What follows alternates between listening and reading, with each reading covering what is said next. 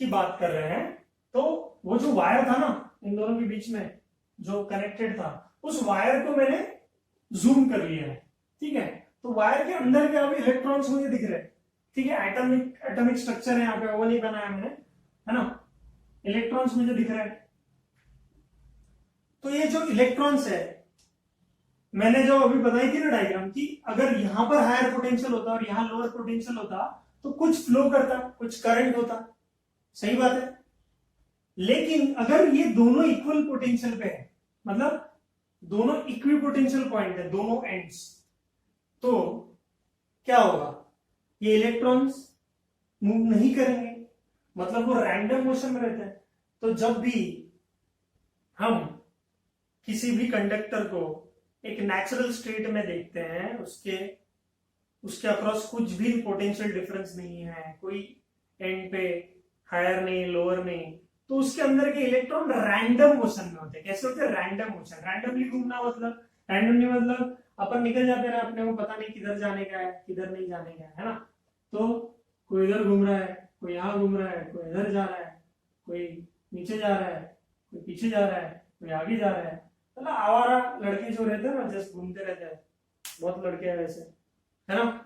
वैसे ही randomly electrons are moving just because there is no potential difference. तो potential difference लगाए कैसे, तो पोटेंशियल डिफरेंस किसी भी वायर के एंड में या कंडक्टर के एंड में आपको लगाना है, तो आप क्या करते हो, उसको बैटरी से कनेक्ट कर देते हो। ये सेल है, सेल से कनेक्ट कर देते हो। आपने देखा होगा घर में घड़ी में सेल यूज होता है या फिर टॉर्च में सेल यूज होता है, वो टेल। तो ये जो सेल है, इसका एक एंड पॉजिटिव लिखा हुआ होता है वहां पर और दूसरा एंड नेगेटिव लिखा हुआ होता है, एक पॉजिटिव एक नेगेटिव। तो इसके अंदर जो भी कुछ केमिकल लोचा हो रहा है, उसके अंदर सेल के अंदर जो भी कुछ केमिकल चीज हो रही है, वो हमेशा एक एंड इसको पॉजिटिव पे मेंटेन रखेगा और इसको नेगेटिव पे, है ना। तो क्या करेंगे, इसके इलेक्ट्रॉन फ्लो करने लगेंगे, तो इलेक्ट्रॉन इस नेगेटिव चार्ज को तो रिपेल करेंगे, तो एक्चुअल में इलेक्ट्रॉन पॉजिटिव की तरफ अट्रैक्ट होंगे।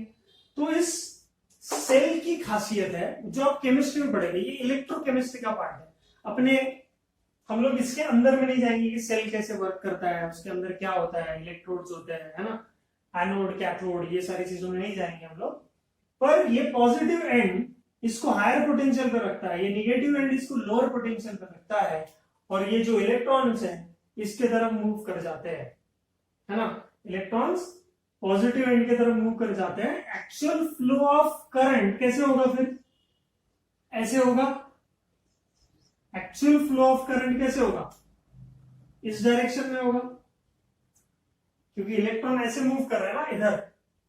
पर हम पुरानी सभ्यता, पुराने रूल्स रेगुलेशन के हिसाब से ऐसा बोलते हैं, the current moves from positive to negative. So this is the conventional direction.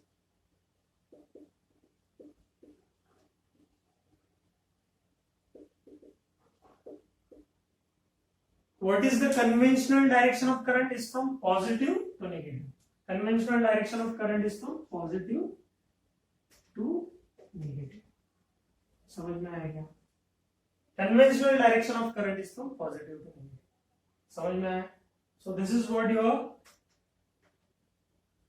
what है ना, conventional direction, and this is the direction of electric current और the actual flow of current.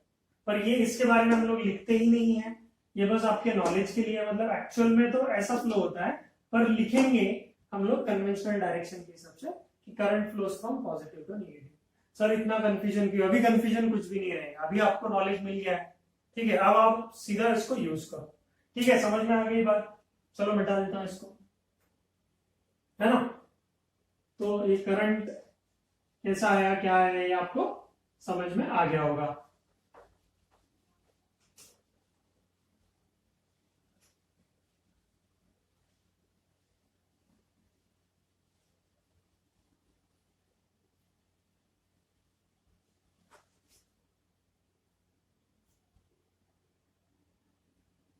ठीक, सो हम ये बोल रहे हैं कि इलेक्ट्रिक करंट का कंसेप्ट हमने सीखा। तो अगर मैं बोलूं कि किसी भी कंडक्टर से चार्जेस फ्लो होते हैं, मतलब यहां पर इलेक्ट्रॉन्स है, बहुत सारे इलेक्ट्रॉन्स होते हैं, मतलब बहुत ज्यादा, करोड़ों करोड़ों करोड़ों इलेक्ट्रॉन्स होंगे। मतलब अगर मैं बोलूं कि ऐसा कुछ कंडक्टर है 1 centimetre bye 1 centimetre bye 1 centimetre, ऐसा छोटा सा कंडक्टर है, इसमें 10 टू द पावर 23 इलेक्ट्रॉन्स मिल सकते हैं। ठीक है, बहुत ज्यादा इलेक्ट्रॉन्स। ठीक है, तो 10 टू द पावर 23 मतलब बहुत ज्यादा हो गया है ना। सो अगर मैं बोलूं कि इस एंड को पॉजिटिव रखा, इस एंड को नेगेटिव रखा, मतलब ये वाला जो टर्मिनल है, मतलब इसको ए बोल देता हूं, इसको बी बोल देता हूं। So A end of the rod और conductor is at higher potential, ये लोअर पोटेंशियल है, तो ऑब्वियसली करंट का डायरेक्शन हम लोग ऐसे मानते हैं। ठीक है, करंट ऐसे फ्लो होगा, अगर पोटेंशियल डिफरेंस है इनके बीच में तो करंट ऐसे फ्लो होगा। ये बात आपको समझ में आ गई है। तो जब भी आपको कोई सर्किट दिखे, कुछ भी दिखे, वायर दिखे और बोला जाए कि ये साइड पॉजिटिव है, ये साइड नेगेटिव है, तो डायरेक्शन ऐसा ही होगा। एक्चुअल डायरेक्शन नहीं निकालना है हमको, कन्वेंशनल डायरेक्शन ही यूज करना है। समझ में आ रही है बात? ठीक है, so now the current flows through the conductor, right. तो करंट अगर फ्लो कर रहा है कंडक्टर से, तो हमने जितने बार से बोला कि करंट करंट करंट, तो ये जो इलेक्ट्रिक करंट है इसको हम लोग बोलते हैं करंट ही। This is electric current. तो electric current is denoted by capital I. ठीक है, and electric current is nothing but flow of charge या charges which is represented by Q per unit time. पक्का? टाइम को T से denote किया जाता है। तो flow of charge per unit time मतलब कितने चार्जेस फ्लो हुए पर यूनिट टाइम, इसको हमने डिफाइन किया गया। मैंने लास्ट कुछ वीडियोस में बोला भी आपको कि चार्ज को भी करंट की डेफिनेशन से डिफाइन किया गया है। तो हम यहां पर लिख सकते हैं करंट का यूनिट है एम्पियर। करंट का यूनिट क्या है? एम्पियर। तो करंट का यूनिट हो गया एम्पियर। साइंटिस्ट का नाम है इसलिए पूरा स्मॉल लेटर्स में लिखना है। सिंबल है capital A. Charges are given coulomb. Scientist का नाम है, कैपिटल सी देते हैं यहाँ पे, और टाइम के लिए है seconds, small S. So we have ampere coulomb per second. समझ में आ गई बात? ठीक। तो electric current is nothing but flow of charge through a conductor per unit time, and therefore coulomb can be defined. यहाँ पे हम लोग कूलम मतलब ऐसा लिख सकते हैं हम इसको डायरेक्टली। मैं इसको अपने जनता की लैंग्वेज में लिखता हूं। जनता की लैंग्वेज में मतलब current is nothing but flow of charge per unit time. ठीक है, तो इसको डिफाइन कैसे करेंगे फिर? 1 एम्पियर को डिफाइन करना पड़ेगा, तो 1 एम्पियर को भी डिफाइन कर सकते हैं। Current is said to be 1 ampere when 1 coulomb of charge flows through the conductor in 1 second. है ना? मतलब अगर इससे 1 कूलम चार्ज फ्लो हुआ, 1 कूलम चार्ज मतलब कितना? याद है? किया था हमने पिछले वीडियोस में। हम बोल रहे हैं कि 1 एम्पियर करंट अगर फ्लो हुआ है तो उसमें से 1 कूलम चार्ज फ्लो करेगा इन 1 सेकेंड। ठीक, ये उसकी डेफिनेशन है। तो डेफिनेशन कुछ प्रैक्टिकल एविडेंसेस पे की गई होगी ना कि 1 कूलम इतना, मतलब हम ये बोल रहे हैं कि बिस्किट का पैकेट है, उसके अंदर 10 बिस्किट्स है, उसको मैं एक पैकेट बोल रहा हूं, तो 1 कूलम मतलब क्या? उसके अंदर 625 इंटू 10⁻⁴ कितना? 16। हाँ, 625 इंटू 10⁻16 इलेक्ट्रॉन्स है। ये सारे के सारे इलेक्ट्रॉन का चार्ज बनता है 1 कूलम। क्या बोल रहे हो सर आप? कुछ समझ नहीं आया? ठीक है, समझेगा, कोई टेंशन नहीं है, ये इतना लिख लो।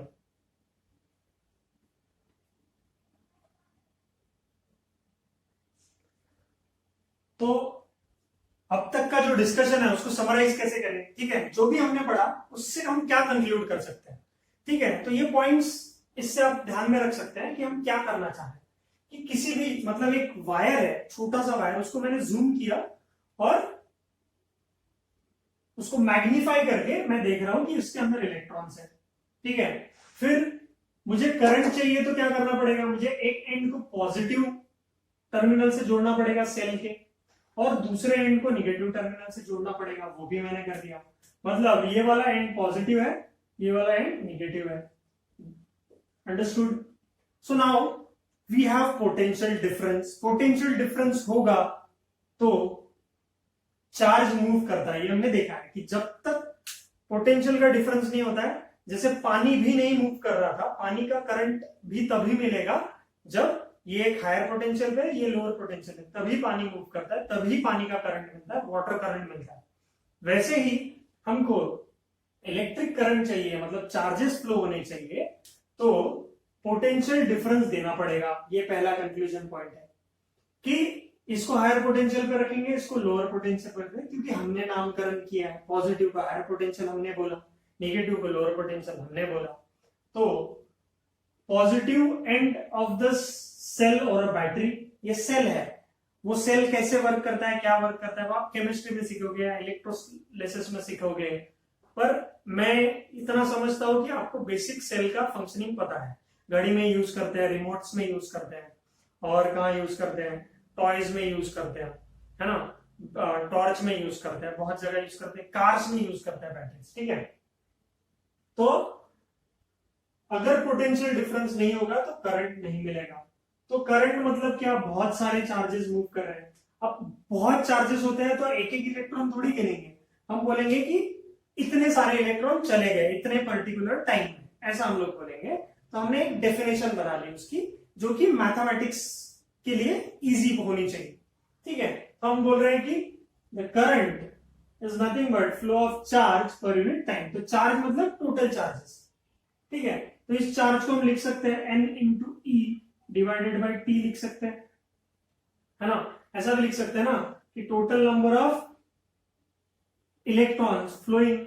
अब जब इलेक्ट्रॉन फ्लो कर रहा है तो उसकी डायरेक्शन हमें पता है कि इलेक्ट्रॉन खुद निगेटिवली चार्ज, है ना, होते हैं, तो वो क्या करेंगे, पॉजिटिव टर्मिनल की तरफ अट्रैक्ट होंगे। तो पॉजिटिव टर्मिनल की तरफ अट्रैक्ट हो गए इलेक्ट्रॉन, इनका डायरेक्शन मैंने बनाया।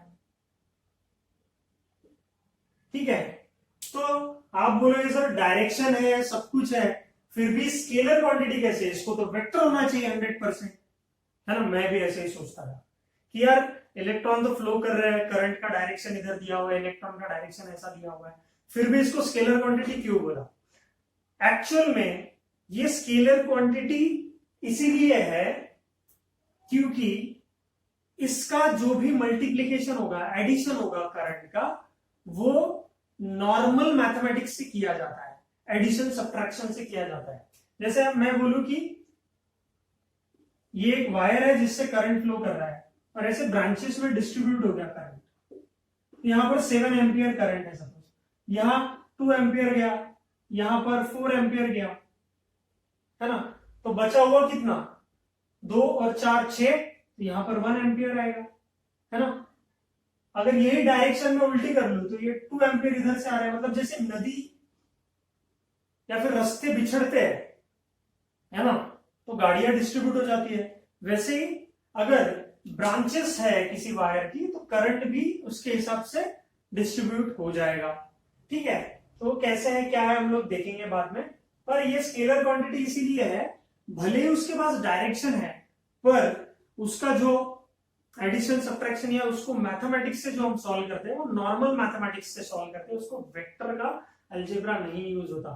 तो वेक्टर अलजेब्रा नहीं यूज करते हम लोग करंट के एडिशन में, या करंट को जब भी हम यूज करते हैं हम वेक्टर को नहीं यूज करते, हम स्केलर क्वांटिटी को यूज करते हैं, इसीलिए उसको स्केलर क्वांटिटी बोला जाए। आप कभी आगे चल के सीखोगे टेंसर क्वांटिटी क्या होती है, तो आगे चल के आप इसको एक टेंसर क्वांटिटी भी बोल सकते हो। कौन सी, टेंसर। अब टेंसर क्या है, ऐसा सर पहले बहुत टेंशन आ गया, आप क्या नए नए वर्ड्स निकाल रहे हो, टेंसर क्वांटिटी। अब टेंसर क्वांटिटी कौन सी क्वांटिटी है जिसमें डायरेक्शन का बहुत महत्व है। देखो करंट के डायरेक्शन का बहुत इंपॉर्टेंस है, पर उसको वेक्टर अलजेब्रा नहीं लगेगा। नॉर्मल अलजेब्रा लगेगा, मैथमेटिक्स नॉर्मल वाला लगेगा। तो ऐसी जो क्वांटिटीज होती है जिसको मैथमेटिक्स तो अपना सादा वाला लगे, गरीब लोगों वाला लगे, अपने जैसे लोगों वाला लगे, ठीक है, लेकिन डायरेक्शन का भी उसमें बहुत महत्व है। तो ऐसे क्वांटिटीज को हम टेंसर क्वांटिटी बोलते हैं कि जिसमें डायरेक्शन इंपॉर्टेंट है पर मैथमेटिक्स सिंपल वाला चाहिए, नॉर्मल अलजेब्रा वाला चाहिए, वेक्टर अलजेब्रा नहीं लगेगा। तो ऐसे क्वांटिटीज को हम टेंसर क्वांटिटी बोलेंगे। तो ज्यादा टेंशन मत लो, जब आएगा तब पढ़ लेना। अभी थोड़ा सा बता दिया एक टर्म कि क्या होना चाहिए, थोड़ा सा अपना एक दोस्तों लोग के सामने जाके थोड़ा सा हीरो बनने का कि मेरे को पता है टेंसर क्वांटिटी क्या है, ठीक है। So now the direction of conventional current. तो कन्वेंशन के हिसाब से, नियमों के हिसाब से हम बोल रहे हैं कि it is always from positive terminal to negative terminal. तो ये जो डायरेक्शन दिख रही है यहाँ पे बनाएंगे, this is the direction of current, this is the direction of current. समझ में आया क्या? ये डायरेक्शन ऑफ करंट दिखेगी, इसमें कोई गलती नहीं, गुंजाइश नहीं, जो भी था हमारे कंसेप्ट के लिए था। लेकिन मैथमेटिक्स या जब प्रॉब्लम्स करेंगे, न्यूमेरिकल्स करेंगे, तब positive terminal to negative terminal यही वर्ड यूज करना है, यही डायरेक्शन कंसिडर करना है। समझ में आया? तो direction of conventional current is from positive terminal to negative terminal. Did you all understand? समझ में आ रहा है क्या? है ना? तो इसमें कोई गलती नहीं होनी चाहिए, प्लीज इसको लिख लो और दिमाग में फिट कर लो, ठीक?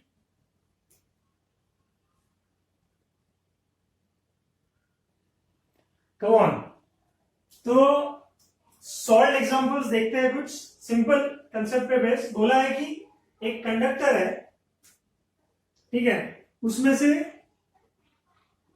10 कूलम चार्ज फ्लो होता है इन टाइम कितना दिया हुआ है? 5 सेकेंड्स। तो इसमें से कितना करंट जा रहा है आप लोग बता सकते हो? Current should be in amperes. हमें पता है formula, I is equal to Q by T। तो Q की वैल्यू कितनी है? 10 डिवाइडेड बाय 5 सेकेंड्स।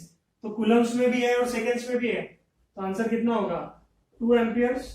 बहुत ही एकदम बच्चों वाला सवाल।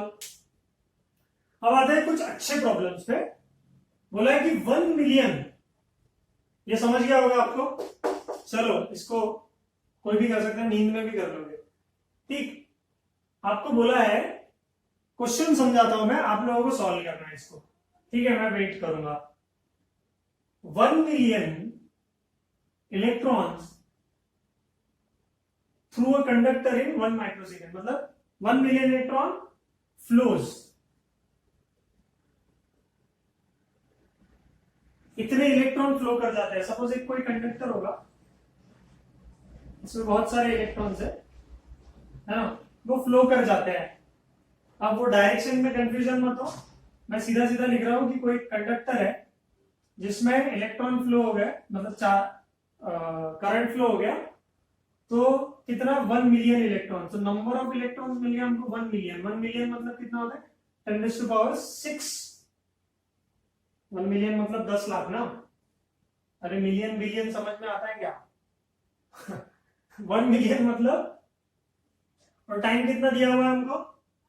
टाइम दिया हुआ है, time given is 1 microsecond. Micro मतलब होता है 10⁻⁻6 सेकेंड्स। सब 6 का ही खेल लग रहा है, ठीक है। How many nano amperes of current flows through it? तो जो भी करंट आएगा वो नैनो एम्पियर में आएगा। समझ में आ रहा है? तो यहां पर एक कंडक्टर है जिससे 10⁻⁶ इलेक्ट्रॉन फ्लो कर रहे हैं, और टाइम कितना दिया हुआ है? टाइम दिया हुआ है 10⁻⁻6, मतलब ये इतना टाइम दिया हुआ है इसको फ्लो करने में। इतने सारे इलेक्ट्रॉन्स, इतने सारे चार्जेस 10⁻⁻6 सेकेंड में फ्लो कर गए। फिजिक्स है, बहुत फास्ट फिनोमेना होता है। तो ऑब्वियसली यहां से करंट फ्लो हुआ तो हमें करंट निकालना है, लेकिन करंट ऐसे वैसा नहीं, जो भी करंट आएगा उसको नैनो एम्पियर्स में लिखना है हमको। चलो ट्राई करो।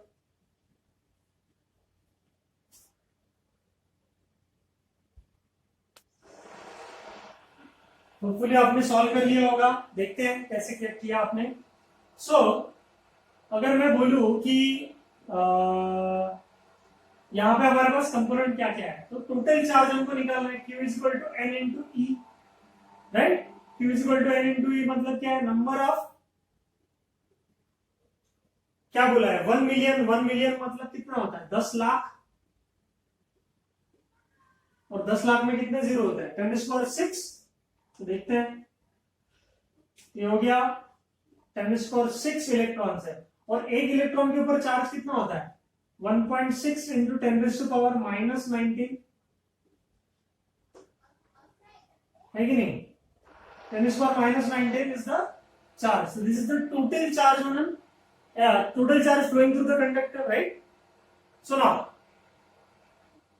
time given is 10⁻⁻6 seconds, 10⁻⁻6 seconds. This is the time. So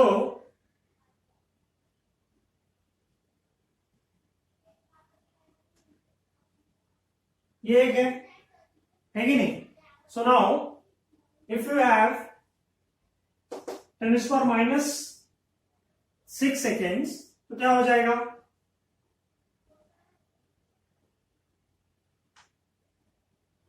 time पता है हमें, टोटल चार्ज भी पता है, तो करंट निकल जाएगा Q डिवाइडेड बाई T।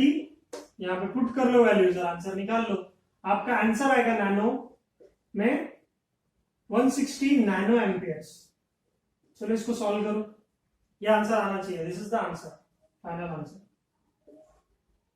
ठीक है, कर लो, कुछ नहीं आया तो मुझे पूछ लेना बाद में, हाँ।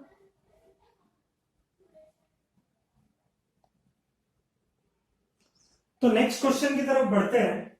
सिंपल सा क्वेश्चन है, बोला है कि Q coulomb charges flows through a conductor of length L with velocity V. Find current flowing through it. मतलब एक कंडक्टर है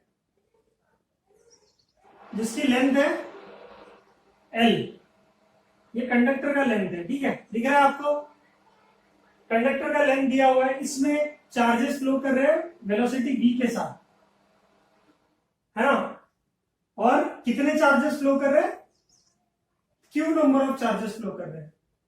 चल लिख लेता हूं यहाँ पे q, ऐसे q चार्जेस v वेलोसिटी के साथ मूव कर रहे हैं इस कंडक्टर से, तो इसके अंदर करंट क्या होगा।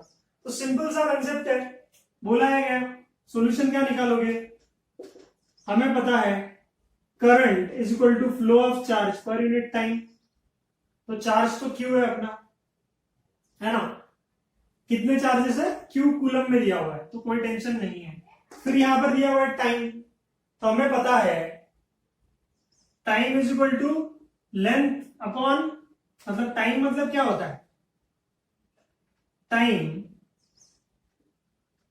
Is equal to distance upon speed.